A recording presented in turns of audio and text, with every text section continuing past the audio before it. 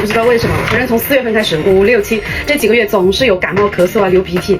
哎，希望8月份再也不要这样了。娃不舒服，肯定吃饭这些没啥胃口，还是给他做点面食。今天做成小小的枣泥馒头啊，就是1口1个那种，然后先把面团给它揉成这种长条，然后用擀面杖给它压成这种长方形。以前做面食我都是把枣泥蒸了，然后再来压，就比较浪费时间，也比较费力气。现在我做面食就用这种现成的枣泥啊，真的做面食就很方便了。放在裱花袋里挤呢，就会更均匀，这样挤在中间的位置，然后再给它收口捏紧实，再给它切成这种小小个，全部整理好以后给它醒发到2杯大。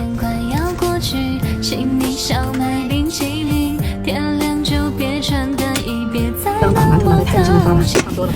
先把馒头蒸20分钟。配菜就用冬瓜加点口蘑。呀，你醒啦！哎呀，睡醒了高兴是吧？拉了没有？拉啦。哦，好，过来喽。呀，妈妈要了啊！妈妈给晨晨熬的，喝吧。他喝的是我熬的陈皮水。馒头也蒸好喽。切一下冬瓜。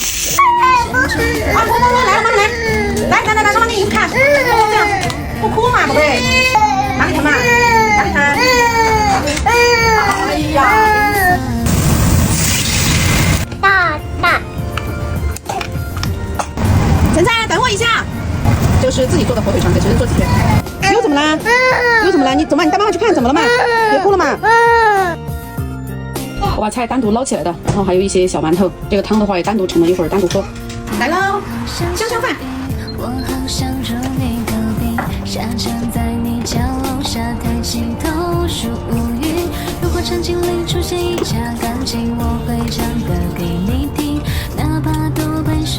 妈妈，哎，快吃吧，一会儿。吃饭呢。